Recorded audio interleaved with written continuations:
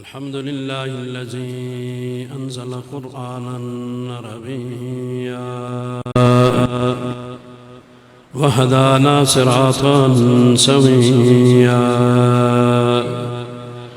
والصلاة والسلام على سيدنا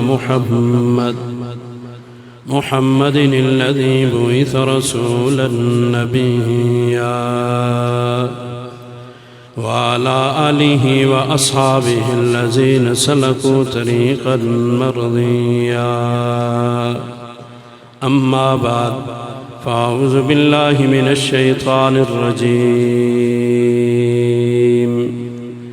بسم الله الرحمن الرحيم حملة القرآن أولياء الله فمن عاداهم فقد عاد الله ومن والاهم فقد والى الله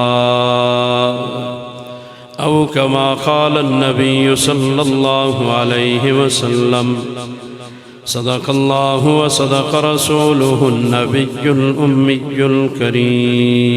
الكريم كتاب دافع الظلمات نور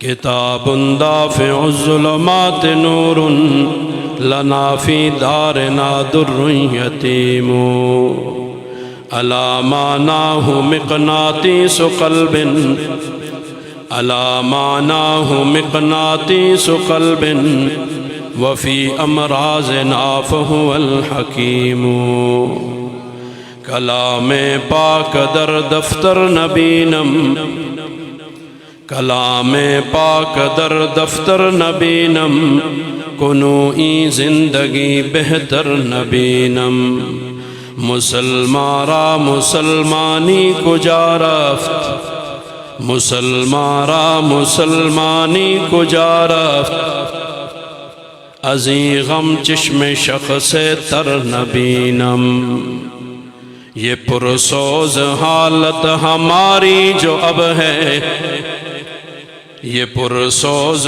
حالت ہماری جو اب ہے نہیں اور اسباب قرآن سبب ہے مجھے یہ ہے ظاہر تجھے جیسے سورج مجھے یہ ہے ظاہر تجھے جیسے سورج خفا اب بہت قوم مسلم سے رب ہے ان اللہ وملائکتہ یصلون علی النبی یا ایہا الذین آمنوا صلوا علیہ وسلموا تسلیما اللهم صل على محمد وعلى آل محمد كما صليت على إبراهيم وعلى آل إبراهيم إنك حميد مجيد اللهم بارك على محمد وعلى آل محمد كما باركت على إبراهيم وعلى آل إبراهيم إنك حميد مجيد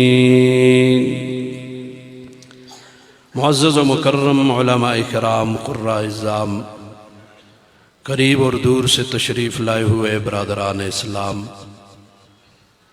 سب سے پہلے اپنے برادر کبیر حضرت شیخ صاحب دامت فیوزہم اور اپنے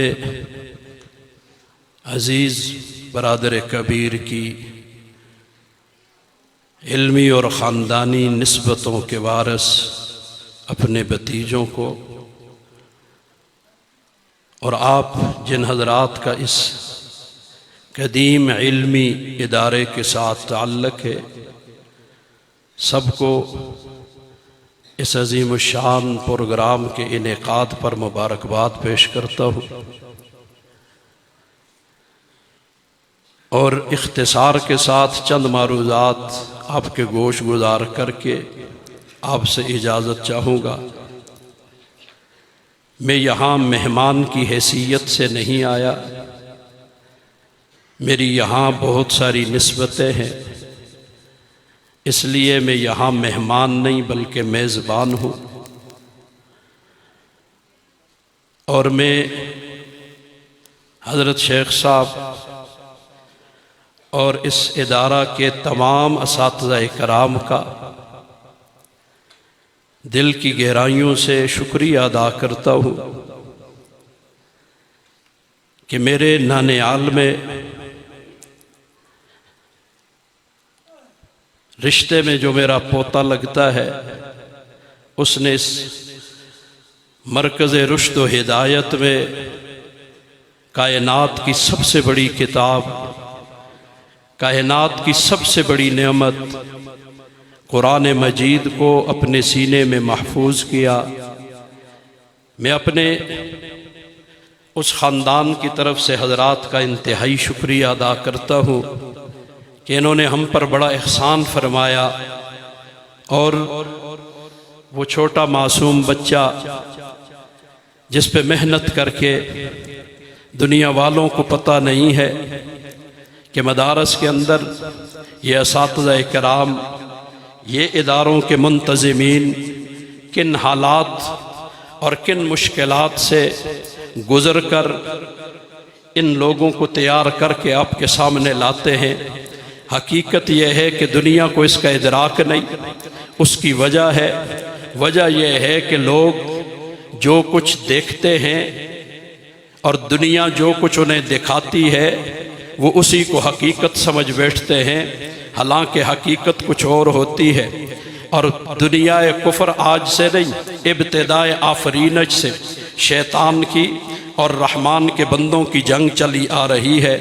وہ چاہتے ہیں، وہ ان کی حقیقی تصویر آپ کے سامنے نہیں آنے دیتے، اور وہ ان کے چہروں کو مسخ کر کے کچھ اور تصویر آپ کو دکھائی جاتی ہے۔ میرا آج کا مسلمان نوجوان ہو کہ بوڑھا ہو، مرد ہو کہ عورت ہو، ان کی ان باتوں سے متاثر ہو جاتے ہیں۔ یہاں میں اپنے شعر آ گیا، شعر نے جو دیکھا تو اس آدمی نے، مصور نے کہا کہ دیکھو میں نے تصویر کشی کی ہے، میری تصویر کو دیکھو صحیح بنائی ہے۔ تو اس شعر نے اس مصور سے کہا کہ تیری تصویر کشی کے کیا کہنے، لیکن یہ ہے کہ قلم تیرے ہاتھ میں ہے، قلم میرے ہاتھ میں دے دے، پھر دیکھ کہ تصویر کیا بنتی ہے۔ آج ساری دنیا کا نظام غیر کے ہاتھ میں ہے، یہ نظام ان درویشوں کے ہاتھ میں دے دے، پھر دیکھ دنیا کا نقشہ بنتا کیا ہے۔ ہم نے دنیا کا نقشہ ان کے اعتبار سے سمجھا ہے، کبھی ان کو دیکھ کے دیکھ پھر تصویر دنیا میں کیا سامنے آئے گی۔ توجہ کرنا، اللہ تعالیٰ اس مرکز رشد و ہدایت کو تا قیام قیامت قائم و دائم رکھے، اور ان بچوں کی اللہ کا سلامت رکھے کہ جنہوں نے اپنے آباء و اجداد کی اس وراثت کو حقیقی معنی میں وراثت سمجھتے ہوئے سنبھالا ہے۔ یقین جانیے یہاں آ کے دل دکھانے کی چیز نہیں، ورنہ یہ فقیر تمہیں دل دکھاتا کہ آج اس منظر کو دیکھ کے میرا دل کتنا خوش ہو رہا ہے، اور دل سے اس رشد و ہدایت کے مرکز کے لیے دعائیں اللہ سے کر رہا ہوں۔ اللہ تعالیٰ تا قیام قیامت اسے قائم و دائم رکھے۔ ایک حدیث مبارکہ موجودہ حالات کے تناظر میں آپ کے سامنے رکھنا چاہتا ہوں، توجہ کیجئے گا۔ حضرت عدی ابن حاتم رضی اللہ تعالیٰ عنہ ایک روایت نقل کرتے ہیں، نبی کریم صلی اللہ علیہ وسلم کی ایک حدیث مبارکہ بیان کرتے ہیں۔ بخاری شریف میں یہ روایت موجود ہے کہ نبی کریم صلی اللہ علیہ وسلم مسجد میں تشریف فرما ہے۔ جلدی جلدی بیان کرنا چاہوں گا۔ مسجد میں تشریف فرما ہے کہ اتنے میں ایک سائل آیا، اس نے باہر سے آدمی آیا، اس نے سلام کر کے بیٹھ گیا اور نبی کریم صلی اللہ علیہ وسلم سے سوال کیا، یا رسول اللہ، میں جس علاقے سے آیا ہوں میرے علاقے کے حالات یہ ہے کہ وہاں پر چوری ڈاکہ ہے، اور وہاں پر لوٹ مار ہے، وہاں پہ قتل و غارت گری ہے، کسی کی جان مال عزت آبرو محفوظ نہیں ہے۔ یہ بات کہہ کر وہ بیٹھ گیا۔ آقا دو عالم صلی اللہ علیہ وسلم نے کوئی جواب نہیں دیا ہے۔ اتنے میں دوسرا آتا ہے اور دوسرا بھی سلام کر کے بیٹھتا ہے۔ دوسرا آنے والا پھر کہتا ہے، یا رسول اللہ، میں جس علاقے سے آیا ہوں میرے علاقے میں قحط سالی ہے، لوگوں کے پاس کھانے پینے کے لیے کچھ بھی نہیں ہے، بڑے قسمہ پرسی کے حالات ہیں، بڑے مشکل حالات میں گزارا ہو رہا ہے۔ تو آقا دو عالم صلی اللہ علیہ وسلم کی مجلس میں وہ دوسرا بھی آ کے بیٹھ جاتا ہے۔ آقا دو عالم صلی اللہ علیہ وسلم نے اسے بھی کوئی جواب نہیں دیا، اور پھر آپ نے حضرت عدی ابن حاتم رضی اللہ تعالیٰ عنہ کو مخاطب کر کے کہا، او حاتم، اگر تمہیں زندگی ملی اور تیری زندگی لمبی ہوئی تو تو ایک وقت دیکھے گا. خیرہ کا نام سنا ہے؟ خیرہ تو اب یہ ایک وقت بڑا بارونق شہر تھا، اب تو کوفہ کا کوئی محلہ ہو گیا. اس خیرہ کے بستی سے، خیرہ کے شہر سے ایک شخص، ایک عورت زیورات سے لدی لدائی، خوب وہ سواری پہ بیٹھ کے، اونٹ کے کجاوے میں بیٹھ کے تنے تنہا خیرہ سے سینکڑوں اور ہزاروں میل کا سفر کر کے مکہ مکرمہ آئے گی. مکہ مکرمہ سے واپس خیرہ تک آئے گی. راستے میں اسے کسی کا خوف سوائے اللہ تعالیٰ کے نہیں ہوگا. اس کی عزت بھی محفوظ ہوگی، اس کی جان مال عزت آبرو ہر چیز محفوظ رہے گی. سائلین نے آ کے سوال کیا، حالات بڑے خراب ہیں. تو حضور نے حضرت خاتم کو، ان کو جواب نہیں دے رہے، حضرت خاتم رضی اللہ تعالیٰ عنہ کو فرمایا تم اگر تمہاری زندگی لمبی ہوئی یہ تم دیکھو گے. تو حضرت خاتم رضی اللہ عنہ کہتے ہیں حضور نے جب یہ ارشاد فرمایا تو میں دل ہی دل میں سوچنے لگا، میرے دماغ میں ایک سوال اٹھا، میں حضور سے پوچھ لوں یا رسول اللہ آپ یہ تو کہہ رہے ہیں لیکن لا محالہ وہ عورت ہمارے علاقے سے گزرے گی، اس وقت ہمارے علاقے کے ڈاکو کہاں ہوں گے، ہمارے علاقے کے چور کہاں ہوں گے، ڈکیت کہاں ہوں گے، وہ عزت کے لٹیرے کہاں ہوں گے. لیکن میں خاموش رہا، میں نے سوال نہ کیا. پھر آقا دو عالم صلی اللہ علیہ وسلم نے فرمایا او خاتم اگر تیری عمر لمبی ہوئی تو تو دیکھے گا کہ کسریٰ کے خزانے مدینہ طیبہ میں لا کے تقسیم کیے جائیں گے. اب یہ کہتے کہ جب یہ بات ہوئی تو کسریٰ اس وقت کی سپر پاور تھی، اس کے خزانے یہاں آ کے تقسیم ہو گئے. میرے دماغ میں پھر سوال اٹھا، میں نے اٹھ کے کہا یا رسول اللہ ہرمز بن کسریٰ یہ اس کی آپ بات کہہ رہے ہیں؟ کہا بالکل اسی کا کہہ رہا ہوں، دنیا کی سپر پاور تھی. میں حیرت میں پڑ گیا یہ کیسے ہوگا. یقین تو تھا کہ آقا کی زبان اطہر سے نکلا ہے، یہ ہو کے رہے گا، لیکن سوال تو آخر ذہن میں اٹھ رہا ہے. پھر آقا دو عالم صلی اللہ علیہ وسلم نے فرمایا اے حاتم اگر اللہ نے تمہیں لمبی عمر دی تو پھر تو ایک دیکھے گا ایک وقت کہ لوگ بازاروں میں آئیں گے، اپنے سونا چاندی اور زکوٰۃ کا مال لے کے آئیں گے اور آ کے کہیں گے اوے اعلان سنو بازار والو، اس بستی علاقے میں کوئی آدمی ہے، ہماری برادری اور علاقے میں کوئی ایسا ضرورت مند نہیں ہے، میں یہ زکوٰۃ کا مال لے کے آیا ہوں، کوئی قبول کرنے والا ہو تو لے لو اور مجھے اس ذمہ داری سے فارغ کر دو. کہتے ہیں آقا دو عالم صلی اللہ علیہ وسلم نے یہ فرمایا، میں حیرت میں ڈوب گیا کہ لوگ کہہ رہے قسمہ پرسی ہے، کھانے کے لیے کچھ بھی نہیں ہے، حالات خراب ہے. کہتے ہیں جب یہ واقعہ پیش آیا اس کے 10 سے 15 سال کے دوران میں حضرت خاتم فرماتے ہیں دو باتوں کو پورا ہوتا میں نے اپنی آنکھوں سے دیکھ لیا. خیرہ سے عورت سونے زیورات کے ساتھ لدی لدائی چلی اور مکہ تک گئی، مکہ سے واپس خیرہ کو آئی، اسے کسی نے نہیں چھیڑا، اسے کسی نے نہیں لوٹا، اس کی عزت بھی محفوظ، مال و اسباب بھی محفوظ. اور دوسرا کسریٰ کے خزانے، تو کسریٰ کے خزانے تو مدینہ طیبہ لانے والوں میں بھی شامل تھا، ہم نے اٹھا کے لائے تھے، مدینہ طیبہ میں انہیں تقسیم کیا تھا. اب اور میرا ایمان ہے اگر میری زندگی رہی نہ بھی رہی ایک وقت آئے گا کہ جو آقا نے فرما دیا لوگ زکوٰۃ کا مال لے کے نکلے گے، اسے وصول اور قبول کرنے والا کوئی نہیں ہوگا. یہاں یہ حدیث مبارکہ بتا رہی ہے کہ دیکھ حالات جیسے بھی ہو ذرا سمجھ آج میرے ملک کے حالات کیا ہے، ذرا یہ حدیث مبارکہ بھی سامنے رکھ لے. پریشان کیوں ہوتا ہے، دل چھوٹا کیوں کرتا ہے؟ آنا آقا نے یہ واقعہ نہیں سنایا تھا، یہ خبر نہیں دی تھی، بلکہ آپ نے پیشن گوئی کی تھی، یہ بتا دیا. سائلین کو ڈائریکٹ جواب نہیں دیا، حضرت خاتم کو مخاطب کر کے فرما دیا کہ تمہاری زندگی رہی یہ وقت آئے گا، یہ پریشانیاں چھٹ جائے گی، یہ حالات ختم ہو جائیں گے، وہ وقت آ جائے گا کہ اس وقت میں یہ ہوگا. اور कायनात ने ऐसे हालात को देख लिया, ये सब कुछ हुआ, अल्लाह ताला मुझे आपको समझ अता करे। यानी हुजूर सल्लल्लाहु अलैहि वसल्लम ने ये बता दिया, जो निजाम में लेके आया हूं, तवज्जो करना, मैं आखिरी बातों की तरफ जा रहा हूं, जो निजाम लेके मैं आया हूं, अगर ये निजाम दुनिया में नाफिज हो गया तो उसका नतीजा ये होगा, सबकी जानो माल इज्जत आबरू महफूज होगी और कोई दुनिया में भूखा ना होगा। मैं बात को और पूरा ना करूं तो खयानत हो जाएगी। और आगे जाता हूं, 101 हिजरी है, उमर बिन अब्दुल अजीज रहीमुल्लाह का दौर है। हजरत उमर बिन अब्दुल अजीज का दौर, एक दमिश्क में आप बैठते थे, एक इलाके के गवर्नर ने आपको खत लिखा, हजरत मेरे सूबे के सूबे में जितनी आमदन हुई उस आमदन में से सारे अखराजात निकाल के कुछ मालो दौलत बच गया, मुझे बताइए मैं उस मालो दौलत से क्या करूं। हजरत उमर बिन अब्दुल अजीज रहीमुल्लाह ने जवाब में खत लिखा, तू ऐसा कर कि जितने मखरूज हैं और कर्ज अदा करने की उनमें जी सकत नहीं है, तू उनके कर्जे अदा कर दे और ये माल उसमें खर्च कर। आगे से उसने फिर जवाब लिखा, जरा देख, जिस अंग्रेज ने मुझे और तुझे इस प्यारे दीन से दूर किया, आज कोड़ी कोड़ी के मोहताज हो गए, लेकिन अंग्रेज की गुलामी से हम बाज फिर भी नहीं आते हैं।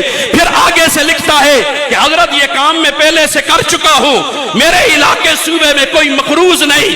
फिर हजरत उमर बिन अब्दुल अजीज ने लिखा, तू ऐसा कर कि जितने नौजवान लड़के और लड़कियां हैं, तू वो शादी की सकत उनमें नहीं है, तू उनकी गवारे हैं, उनकी शादियां करा दे। ये आगे से जवाब में लिखता है, हजरत मैंने शादियां भी करा दी है, मेरे इलाके में कोई नौजवान लड़का और लड़की अब गैर शादीशुदा नहीं है। फिर जवाब जब आता है, उमर बिन अब्दुल अजीज फिर लिखते हैं, ऐसा कर, जिन लोगों ने शादियां की बीवी का महर अदा करने की उनमें सकत नहीं है। यहां मैं जुमला एक और इजाफा कर दूं, अगर मुझे इजाजत दो, हम तो मार देने के लिए रखते ही नहीं है। हम जब मार रखते हैं तो देने के लिए थोड़ा ही रखते हैं।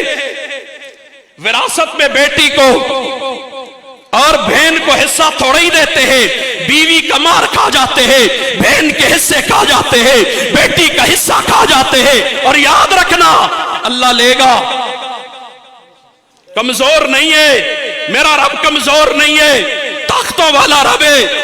हदीस मुबारक है, कल क़यामत को आज नहीं दोगे, कल क़यामत को अल्लाह हकदारों को उनका हक दिला के छोड़ेगा। हम नहीं देंगे अपनी खुशी रजा से, अल्लाह को हक लेना आता है, तो इसलिए अपनी खुशी रजा से हमें देना चाहिए। खैर, इस पे कुछ गुफ्तगू करता लेकिन उधर नहीं जाता, तवज्जो कर। उमर बिन अब्दुल अजीज ने यह लिखा कि ऐसा कर, जो खामद अपनी बीवियों के मार नहीं अदा कर सकते, उनके मार अदा कर दो। उसने आगे से जवाब लिखा गवर्नर साहब ने कि हजरत ये काम भी मैं पहले से कर चुका हूं, ये काम भी मैं पहले से कर चुका हूं। कहा अच्छा, फिर ऐसा कर कि जो बंजर और वीरान जमीनें हैं उनको आबाद कर, किसानों को आसान किस्तों पे कर्जे अदा कर। मेरे मुल्क का एक अलमिया यह भी है कि यहां सोसाइटी सिस्टम चल गया है, कोठियां कोठी बना, कोठी बना। मैं अक्सर इस्लामाबाद और पिंडी में दोस्तों को कहा करता हूं, मैंने कहा जो काम तुमने शुरू कर लिए हैं मुझे बताना, जरखेज जमीनों में तुमने कोठियां बनानी शुरू कर दी, कल खाओगे कहां से, अनाज कहां से आएगा? जमीन में तो तुमने जी बड़े बड़े टाउनशिप बना लिए और पता नहीं कॉलोनियां बना ली कि आज ये टाइलें जो हम लगाते, भूख लगी तो इन टाइलों को चाटा जाएगा। ना हुकूमत के पास इसका कोई प्लान है, ना कोई तरतीब है। हवस-ए ज़र ने हमें पागल कर दिया है। पैसा आना चाहिए जिधर से भी आए, जैसा भी आए। मुझे अपने चाचे मोहतरम की बात याद आती है, वो फरमाया करते थे, आपने इसी जबोड़ी के सिराजुल उलूम के मिंबर पर बारहा उनसे ये जुमला सुना होगा। वो फरमाया करते थे, तीद ऐसा उठे ए जी सुख होवे पावे सिख होवे, क्या करते थे ना, सुख जी सुख होवे पावे सिख होवे, ना उसका ईमान देखेंगे, ना उसमें तहारत देखेंगे, ना उसका किरदार देखेंगे, दुनिया का जाहो जलाल देखेंगे। अल्लाह मुझे आपको समझ अता करे।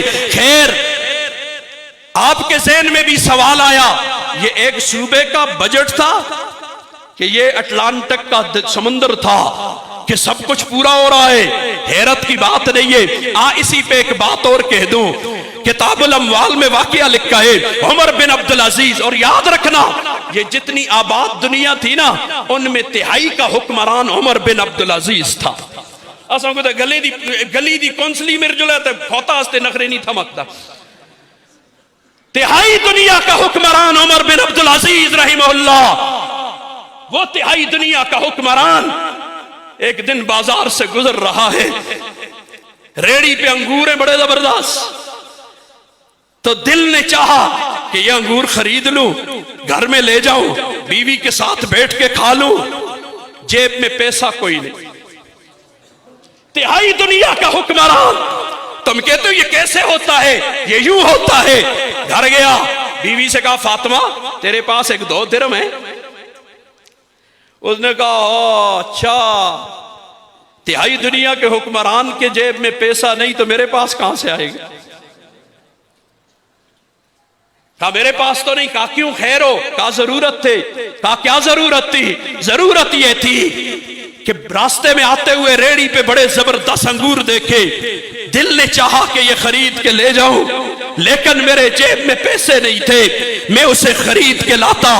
اس لیے اس نے بیوی ہوتی ہے نا، بیوی نے کہا جتایا، تھی بھی بڑی نوابزادی، ایسی ویسی بیوی بھی نہیں تھی، خیر اس نے جتایا، اس نے کہا اپنا سوابدیدی حق جی لڑا کر، اپنا سوابدیدی حق منوا کر کچھ پیسے لے لینا بیت المال سے، تو پھر اس سے تو آگے سے جواب سن، حکمران کا جواب سن۔ آج کل تیسی آتے ہیں سارا کوئی ہستے پیو دے نا، ہڑپ کر جاتے، جواب سن، کہتا ہے فاطمہ یہ بیت المال کا 1 روپیہ 1 درم نہیں ہے، یہ جہنم کا انگارہ ہے۔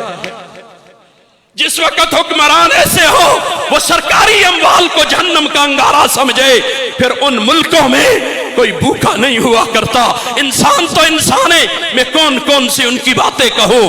اتنی فراوانی آئی، میرے آقا کی زبان سے نکلے ہوئے الفاظ درست ہوئے کہ اتنی فراوانی آئی، گندم پہاڑوں پہ بہائی جاتی تھی، گرائی جاتی تھی پرندوں کے لیے کہ میری سلطنت میں کوئی پرندہ بھی بھوکا نہ رہے۔ 100 سال صدی حکمرانی نہیں کیے، 2.5 سال حکمرانی کی ہے صرف انہوں نے۔ صدی کی حکمرانی نہیں تھے کہ صدی میں یہ کچھ کیا ہے، 2.5 سال کی حکمرانی میں یہ سب کچھ ہوا ہے۔ اللہ مجھے تجھے سمجھ عطا کرے یہ کیوں ہوا تھا؟ قرآن کے نظام کی وجہ سے۔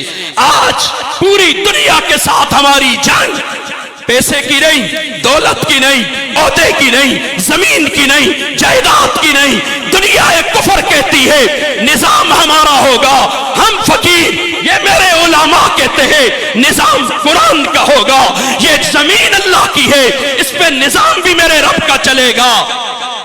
ہائے ہائے کتاب دافع الظلمات نوراً، ایک کتاب اندھیروں کو دور کرنے والی نورانی کتاب آئی تھی۔ اب جب حضور آئے قرآن لے کے آئے ہیں، میں نے واقعہ آپ کے سامنے رکھ دیا ہے، بھوک بھی ہے، حالات بھی خراب ہے، قحط سالی بھی ہے، امن و امان کی حالات بھی دگرگوں ہیں، لیکن ان سارے حالات میں جب قرآن کا نظام آیا تو دیکھ دنیا کا نقشہ بدل گیا ہے۔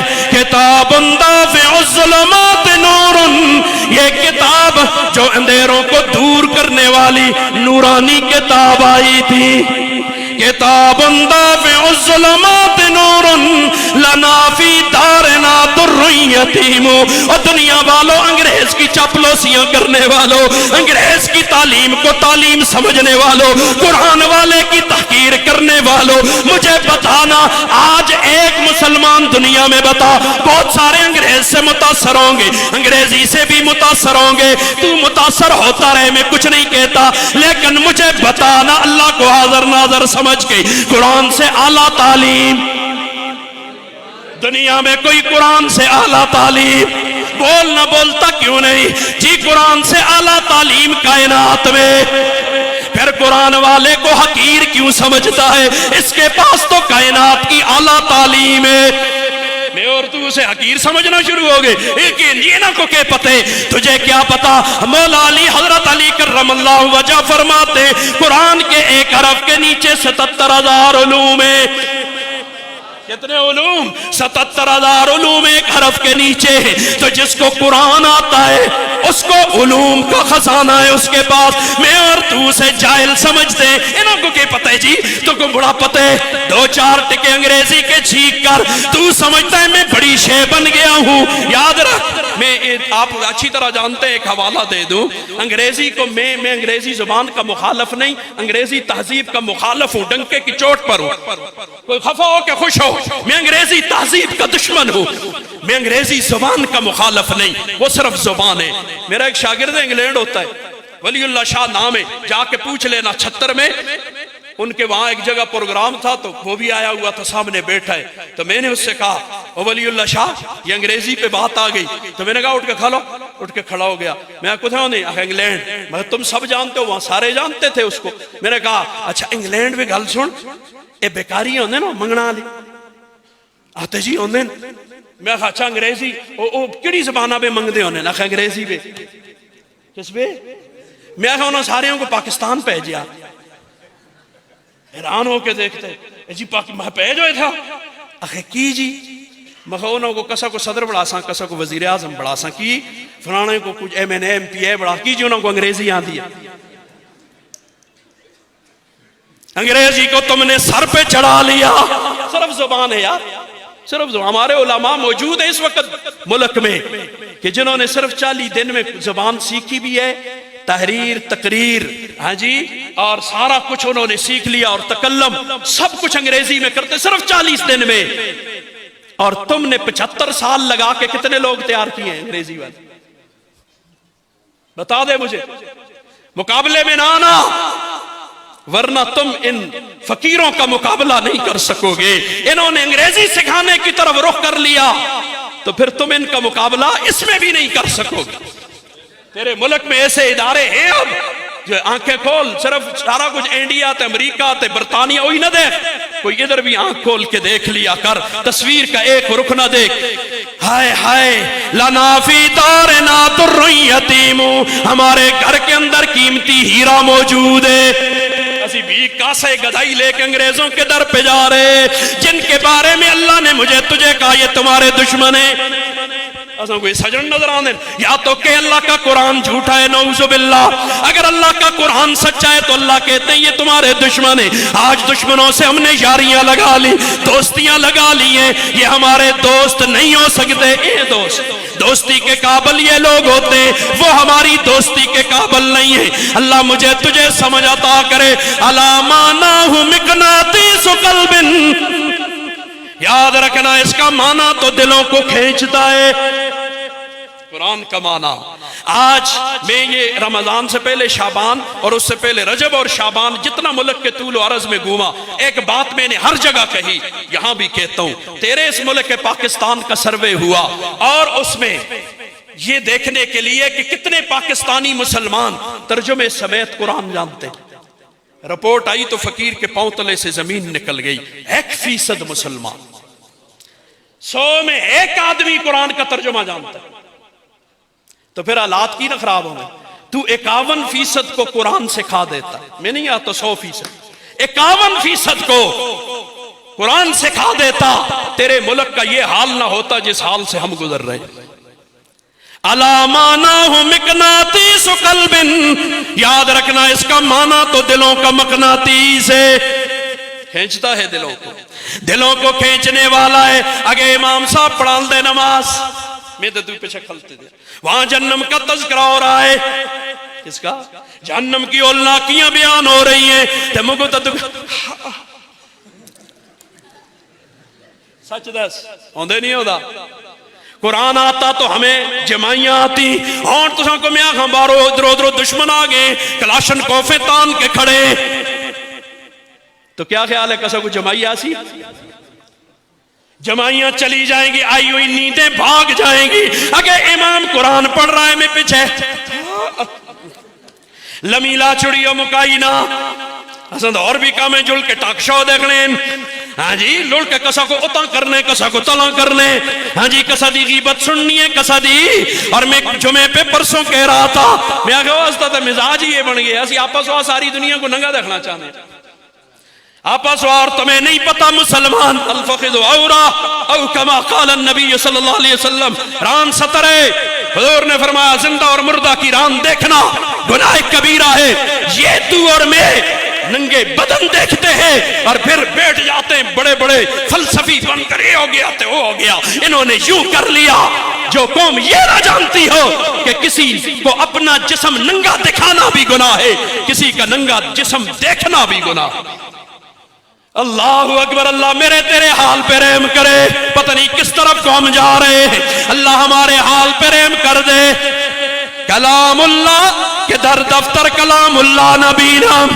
کلام پاک در دفتر نبینم اللہ کی کتاب و عربی عالم تشکیل میں پھر پورے کروں گا پہلے یہ فارسی کے بھی سن لے کلام پاک در دفتر نبینم کنوئی زندگی بہتر نبینم لانا میرے ملک میں لے آ پورے ملک میں کون سا دفتر ہے یہاں قرآن کا نظام ہے ایک دفتر بتا جہاں قرآن کا نظام چلتا ہو باتیں کرنی بہت آسان ہے کیا دیا ملا نے مجھے یہ بتا نبی نے جو قرآن دیا تھا اس کا نظام آزادی کے بعد اس ملک میں کیوں نہیں نافذ کیا گیا تم ہمیں جواب دو گے ہم سے جواب لینے والے تم کون ہوتے ہو تم نے آج تک محنت کی اپنے آپ کو مسلمان کہنے والا اس نے اس نظام کے نفاذ کی محنت کی آج تک یا انگریز کے نظام کو ہی تقویت دیتے رہے اسی نظام کو آگے بڑھاتے رہے اللہ مجھے تجھے سمجھ عطا کرے کلام پاک در دفتر نبینم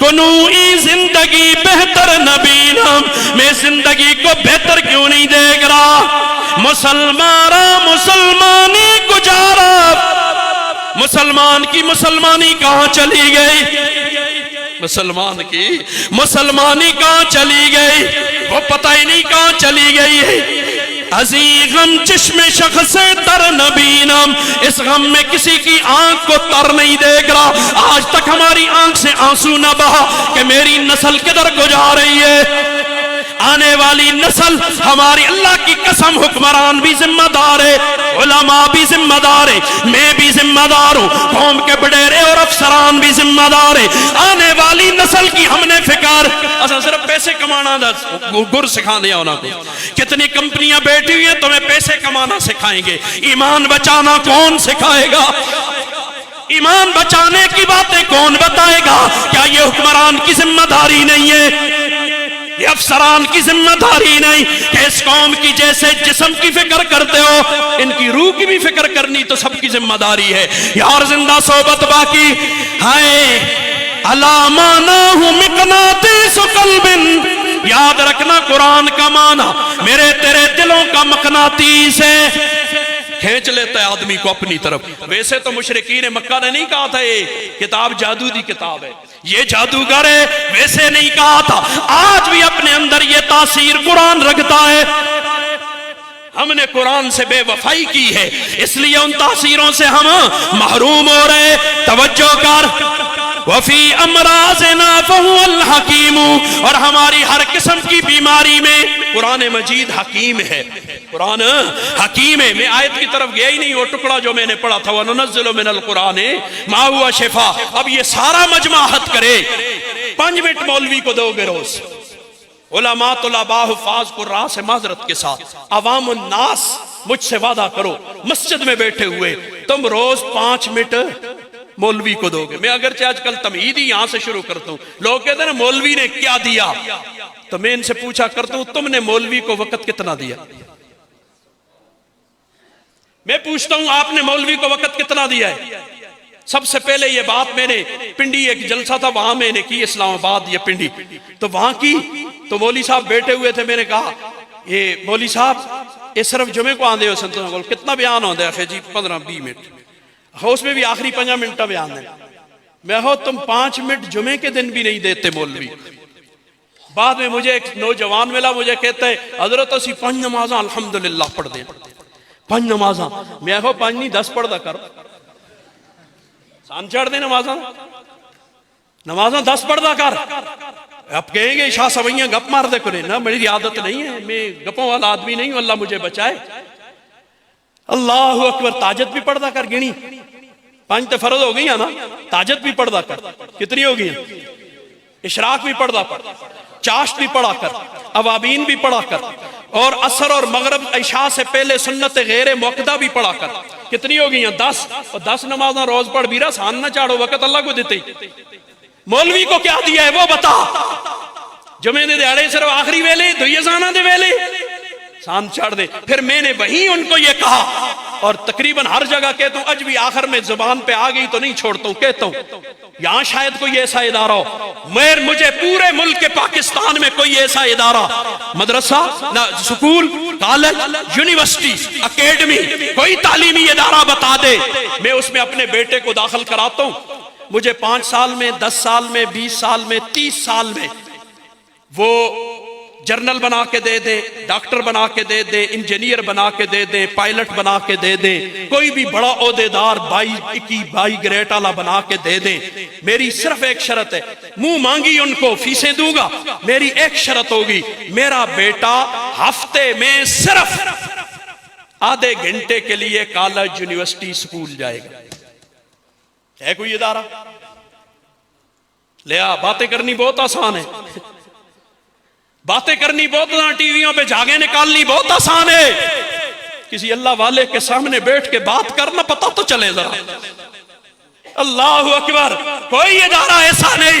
ان کو کتنے اوقات دیتے ہو؟ پورا ہفتہ جو ہے, ہفتے میں ایک دیہڑی چھٹی ہے, جو اتوار ہے نا, آج چھٹی ہے نا, باقی تو سارا ہفتہ جاتے ہیں. سارے ڈاکٹر ہو گئے, میرا سوال ہے, سارے انجینئر ہو گئے, سارے پائلٹ ہو گئے, سارے تم نے پڑھا لکھا کے بڑے لوگ بنا دیے, باتیں کرتے ہو. اللہ میری قوم کو سمجھ عطا کرے.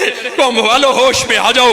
ہاتھ جوڑ کے یہ فقیر تمہارے سامنے بھیک مانگتا ہے. یہ دیکھنا جنہوں نے وقت دیا, میرے اساتذہ, اللہ ان کو سلامت رکھے. انہوں نے پتہ نہیں کتنی راتیں جاگ کے ان کے لیے دعائیں مانگی ہوں گی, کتنے حالات حضرت پہ آئے ہوں گے. تم نے آ کے کبھی پوچھا؟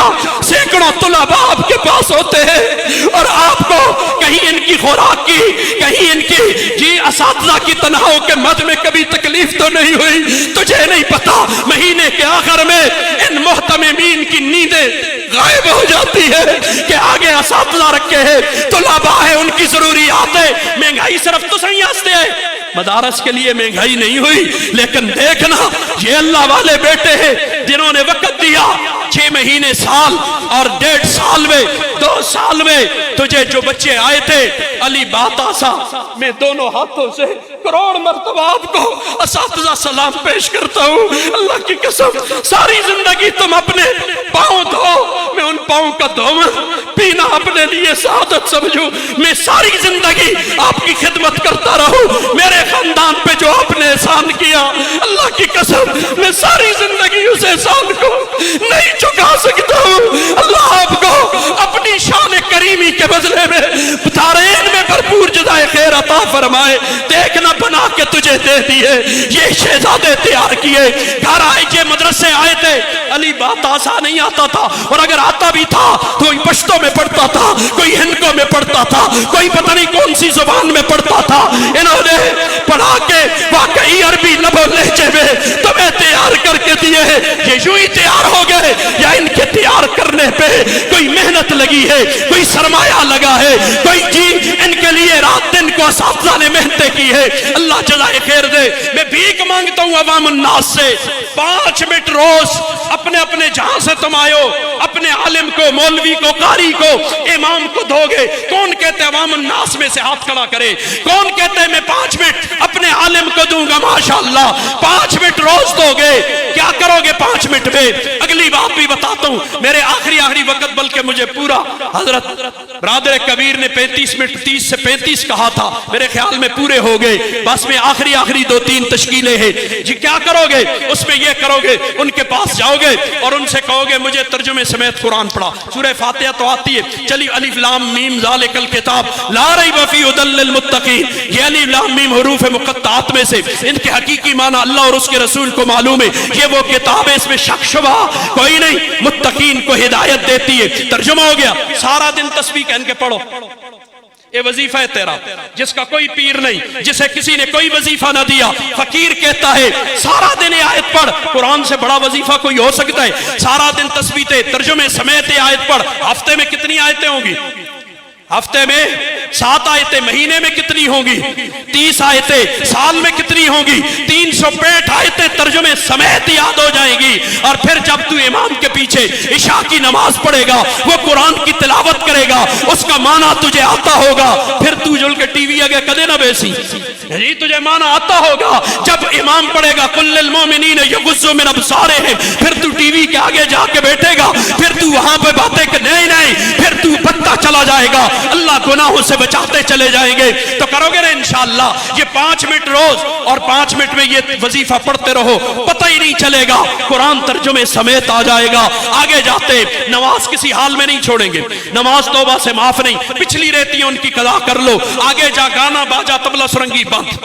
میرے تیرے آقا نے فرمایا گانے سے آدمی کے دل میں منافقت پیدا ہوتی ہے، تو بات ختم۔ بس حضور سے بڑا کوئی علامہ، کوئی علم والا، کوئی سکالر، کوئی ڈاکٹر، جی حضور کی بات موجود ہے نا، ڈاکٹر کی تب مانتے حضور کی نہ ہوتی، سکالر کی تب مانتے حضور کی نہ ہوتی، بڑے پڑھے لکھے کی تب مانتے حضور کی نہ ہوتی، جب حضور نے وضاحت کے ساتھ یہ فرما دیا الغناء جنبت النفاق فی القلب، گانے سے دل میں منافقت پیدا ہوتی ہے، کما جنبت الماء الزرع، جیسے آسمان سے اترنے والے پانی سے کھیتیاں پیدا ہوتی ہیں۔ تو پھر پیچھے کس کی بات رہ گئی؟ سب کی باتیں اٹھا کے میں پرے پھینک دوں گا، میرے آقا کی بات کے مقابلے میں کسی کی بات کا کوئی اعتبار نہیں، وہ بڑا پڑھا لکھا ہو، سکالر ہو، وہ ڈاکٹر ہو، وہ انجینئر ہو، وہ پتہ نہیں کون کون سی اس کے پاس ڈگریاں ہو، لیکن میرے آقا کی بات سب سے اونچی ہے۔ آپ نے کہہ دیا، ہم نے مان لیا، ٹھیک ہے نا انشاءاللہ۔ گانے باجے طبلے سرنگی سے اپنے آپ کو بچا، سودی کاروبار نہیں کریں گے، سود اللہ رسول کے ساتھ جنگے۔ میرے ملک میں 75 سال سے اللہ رسول کے ساتھ جنگ ہو رہی ہے، ہمیں کوئی پریشانی نہیں ہے، اور ہم کہتے ہیں فلانا آیا تو یہ کر لے گا، فلانا آیا وہ کر لے گا۔ فقیر ایک بات اکثر کہہ دیتا ہے تشکیل میں، یہاں بھی کہہ دیتا ہوں، اور یہ میرا ننیال ہے، ان کا حق بھی ہے، یہ نہ کہیں کہ ہمارا نواسا، ہمارا دوتا، اس کو پتا تھا، اس نے آ کے ہمیں باز نہیں کیا۔ میں آپ کو بھی بتاتا ہوں، میرے ننیال والوں سنو، میرے ننیال والوں سنو، میں وضاحت کے ساتھ بتا کے جا رہا ہوں، 75 سال گزر گئے اللہ رسول کے ساتھ جنگے، اور یاد رکھ جنید بغدادی اور بایزید بستامی جیسے اولیاء بھی اس ملک کے حکمران بن جائیں، جب تک اس ملک سے سود اور بدماشیاں، گانے باجے طبلے سرنگے ختم نہیں ہوتے، اس ملک میں خیر آ گئی کہ اے ہاں میری طرف دیکھنا، اے ہاں اوئے کیا کیا ہے میں نے، میری مونچھیں مونڈنا، داڑھی مڑانی آرام ہے، بڑیاں مچھا منی اگر اس ملک میں خیر آگے، ہم احمقوں کی جنت میں رہتے ہیں، اللہ ہمارے حال پہ رحم کرے، اللہ فضل فرمائے، اس لیے یہ کرتوت ختم کرنے پڑیں گے، تب اس ملک میں خیر آئے گی، اچھائی آئے گی، اللہ عمل کی توفیق عطا فرمائے۔ والدین کی نافرمانی کی آج ہی جا کے معافی مانگ، والدین کے نافرمان کی لیلۃ القدر میں بھی بخشش کوئی نہیں، اور جن کے والدین نہیں ہیں، چاچوں کے ساتھ، پھپھیوں کے ساتھ، خالاؤں کے ساتھ، ماموں کے ساتھ اچھا سلوک کرے، بالفرض و تقدیر والدین ناراض مرے، اللہ جرم معاف کر دیں گے۔ یہ بھی نہیں ہے تو پھر اپنے باپ کے دوستوں، ماں کی سہیلیوں سے اچھا سلوک کر، اللہ جرم معاف کر دیں گے۔ یہ بھی نہیں ہے تو ہر فرض نماز کے بعد والدین کے لیے مغفرت کی دعا کریں گے نا انشاءاللہ۔ تو یہ دعا تو ہر ایک کر سکتا ہے، اب کوئی نماز ہی نہ پڑھے اور دعا ہی نہ کرے تو وہ نجات چاہتا ہی نہیں ہے، وہ بخشش چاہتا ہی نہیں ہے، جو نہ چاہے تو اللہ زور سے اسے بخشتا بھی نہیں ہے۔ اللہ مجھے تجھے سمجھ عطا کرے۔ آخری اور نقد تشکیل تو ادھارا کا ماسانا نقد تشکیل کر کے میں آپ سے اجازت چاہوں، توجہ کرنا۔ مجھے بتائیے میرے آپ کے آقا حضرت محمد مصطفیٰ صلی اللہ علیہ وسلم سے زیادہ کوئی حسین تھا؟ ہے؟ آئندہ ہوگا، پکی بات ہے، زبانی کے ایمانی، یہ ہمارا ایمان ہے، آپ سے زیادہ نہ کوئی حسین تھا، نہ ہے، نہ آئندہ ہوگا۔ حضور کی داڑھی تھی یا نہیں تھی؟ اے باساں چھوڑ فرض واجب نفل مستحب، اے باس مسلمانہ نل زیب نہیں دے دی، یہ کوئی کافر سوال کرے اسے سمجھائیں گے داڑھی کا حکم کیا ہے۔ مسلمانہ نلے گلاں زیب نہیں دینی، ہر گل سوال مسلمانہ دا نہیں ہوتا، کوئی کافرہ نے ہوندے وہ کرے نہ سی جواب دے ساں۔ اب میں نے اس پہ بڑی باتیں کی لیکن اب بات نہیں، ایک سوال آپ سے پوچھ کے داڑھی کی تشکیل کرتا ہوں، مجھے بتاؤ داڑھی رکھنے کا کوئی دنیاوی نقصان بتاؤ، کوئی ایک نقصان بتا دو، ابھی بتا دو، ابھی نہیں بتا سکتے کل بتا دو، مہینے کو بتا دو، سال کو بتا دو، 10 سال کو بتا دو، اور میں زندہ ہوں تو مجھے بتا دو، مر جاؤں تو میری قبر پہ آ کے بتا دو۔ یہ کوئی ایسا کہ داڑھی مڈانے کا یہ فائدہ ہے، کوئی ایک فائدہ ہے، داڑھی رکھنے کا نقصان اور داڑھی مڈانے کا فائدہ۔ سوال سمجھ آگے؟ داڑھی رکھنے کا نقصان بتاؤ، داڑھی منڈانے کا فائدہ بتاؤ، اور میرے پاس آؤ تو فقیر بتائے گا، علماء کے پاس آؤ علماء بتائیں گے داڑھی رکھنے کے دنیاوی فائدے، آخرت تو چھوڑ ذرا نا، تو پھر دنیاوی فائدے بتائیں گے کہ 20 دنیاوی فائدے ہیں داڑھی رکھنے کے، اور داڑھی منڈانے کے 20 دنیاوی نقصان ہیں۔ میری ان کی علماء کی بات بھی نہیں ہوگی تو وہیں بھی الرجی ہے، علماء دی گلا کھولو نا، علماء کی نہیں ہوگی، داڑھیوں کی ہوگی۔ داڑھی ڈاکٹر ہیں نا، داڑھی کون ہوندے ہیں جڑے اللہ کو بھی نہیں مانتے، وہ بتائیں گے کہ داڑھی رکھنے کا فائدہ کیا ہے اور داڑھی مڑانے کا نقصان کیا ہے۔ جی تو اس لیے اللہ کے واسطے ہوش میں آ جانا چاہیے ہمیں، اللہ حامی و ناصر ہو۔ آج اس مجمع میں کون کہتا ہے آج کے بعد داڑھی پہ کینچی اور استرا نہیں؟ اب بات میری ختم، درد دل کے شعر آتے ہو تو ترے پڑھا نہیں تو میں بات ختم کر لیتا ہوں۔ کھڑے ہو جائیں ماشاءاللہ، جلدی کھڑے ہو جائیں، 2-3 آدمی 2 4 10 20 جس کے دل میں آئیے ماشاءاللہ کھڑے ہو جائیں۔